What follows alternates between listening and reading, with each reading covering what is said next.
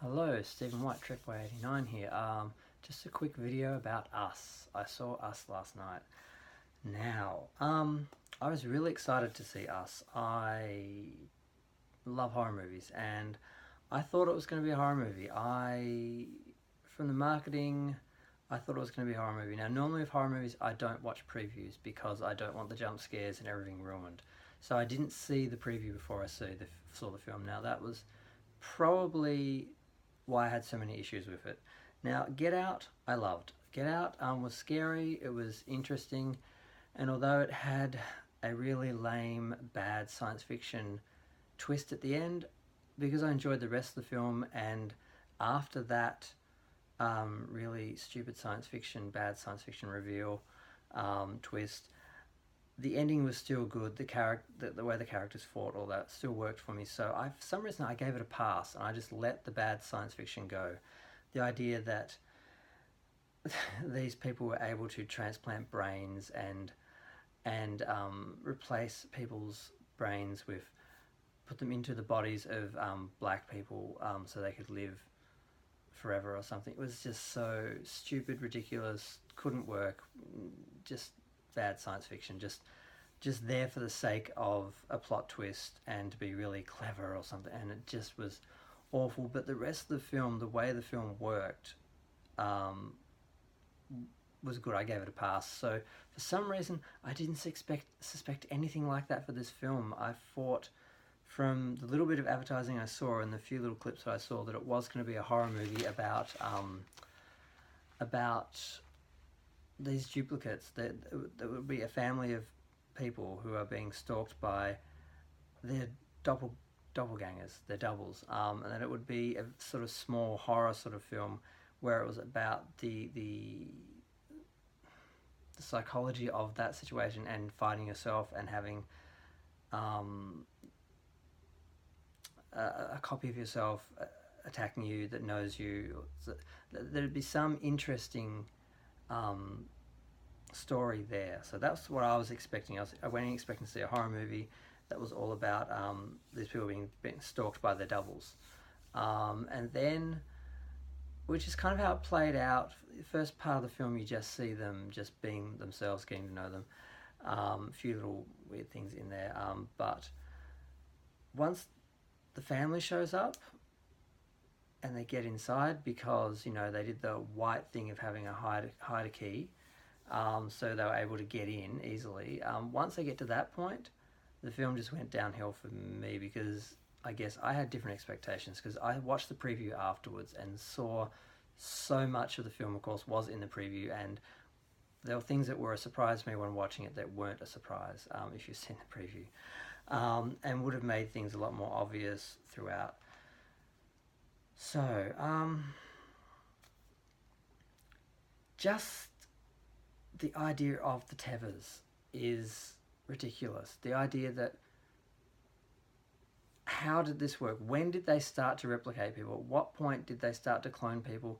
At what age? Did they just clone them at whatever age they were? Did they start cloning people when they were young and not cloning old people? So generationally they eventually had a current crop of replicated people. How did they fit all these people in the tunnels? Could there be enough tunnels under America to host a copy of every single person in America? Is there a copy of every single person in America? And it was suggested that these people were controlling our actions. They were created so they could control the people above, their doppelgangers, their replicas, their originals, or whatever they are. So every action that every American took from a certain point 30 years ago was thought out and puppeted by these people in this experiment. What happens when they did quit the experiment? Did people suddenly just stop and freeze and just stand around like puppets with their strings cut? It's just stupid. It doesn't work at all. And some people are saying, oh, well, you can't look at it literally. You can't actually think about where did they get all the red material for these red uniforms, because every American has been duplicated with someone that had to have a red costume made for them. Now, this was something that Red Adelaide, the original, did. She basically, when she changed over, decided, or found a way to basically take control after the people abandoned this experiment and left all these people just sitting around. You can't think about it, it's too stupid. And the idea is you're not supposed to think about it, it's supposed to be symbolic. I'm like, well, no, I'm not that stupid that I can just go, oh, symbolic idea, switch off mind logic, just enjoy like a drone. Oh, wow. No, I want it to actually make sense. On some basic level, it doesn't. It's stupid. So, what could have been a great horror film, which hopefully someone will use this concept properly and do a good horror film, was just bad sci fi. And this makes me worry about, obviously, the Twilight Zone. If this guy, Jordan Peele, is in charge of it, is it all just going to be bad science fiction, just really clever, twisty ideas that actually have no explanation, no thinking through, no development, just a clever high concept idea which is just like good on the surface, but you can't actually think about it? Because apparently this is what we're moving into, TV and films that you can't think about, you don't think about, you just look at like a drone, just switch your mind off and just experience it on some superficial level and then not actually revisit it, explore it, think about it. I want depth in my television and my films. I want to be able to think about it. I want to be able to learn more about it. I want to be able to gain something from it. I want to be able to revisit it and get new things, different things. Now, there's a lot of foreshadowing in the film. There are a lot of things that represent things, which is all very interesting and clever, like the 11s, the number ones, the rabbits, how the things that Adelaide Red, whatever her name is, saw that she clung on to as her world, Thriller, Hands Across America, how she used those then to create this uprising and this stand, I guess, to say, we're here, and to be recognised, because they weren't recognised, they were hidden, abandoned, ignored, whatever. And the real world symbolism of that America blames everyone else for the problems, but they are the problem, they are their own worst enemy. I've watched a few videos, a few people's interpretations of the film, which are interesting, and it's all there in the film. So that part of the film is clever and interesting, but then you have this other element which just isn't possible, isn't realistic, isn't practical, isn't logical, that you can't think about. So the film asks you to think about so many things, but then not think about others. And I'm sorry, even it's a switch my brain off film and just experience it like a big dumb action film where things blow up and you just go, oh wow. Or it's the kind of film that you think about what it means. And you can't have both in the same film where it's like, well, think about this, but don't think about this. You can think about some parts of the film, but not others. I don't want to do a long video. I have a lot of notes. I could go into that. I guess I'll do some sort of proper video on it later. I want to do more documentary style videos on some films and franchises and filmmakers, things that I find interesting.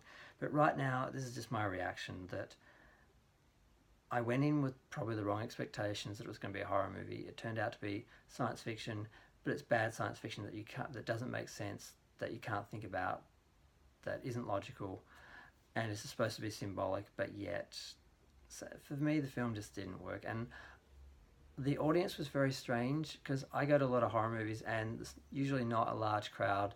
People take it seriously, they enjoy it.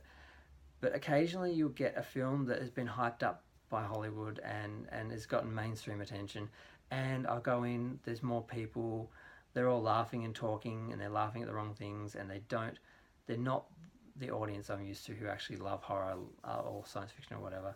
So I found it was that sort of crowd, which kind of like The Conjuring. I love Conjuring films, but unfortunately they were so popular, they drew in the non-horror science fiction fans, just the non-genre people, just the normies, the general audience, and they talk all the way through the film. They don't respect the film, they don't get it, and it's really frustrating. So I had a lot of problems with the film. So initially the audience and having to ignore them. I sit in the front row, so normally I can tune people out. One guy sat on the side next to me, which was like, how dare you sit in my row?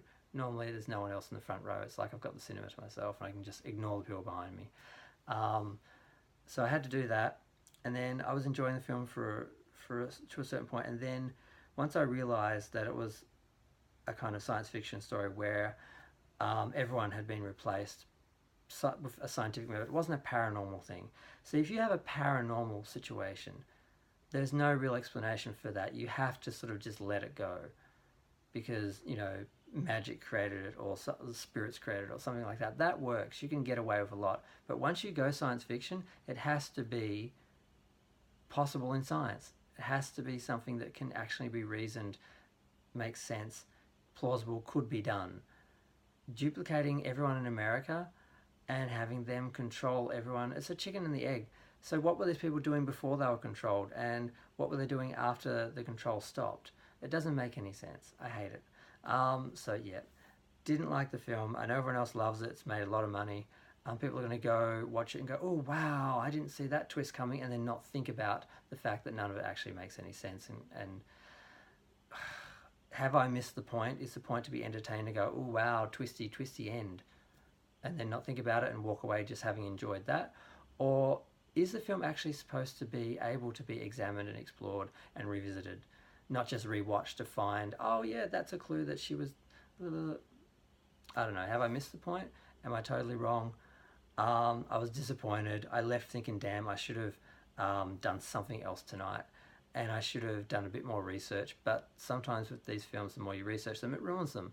So this is one of the cases where, like Suspiria, where I didn't do any research, went in, was disappointed, hated it.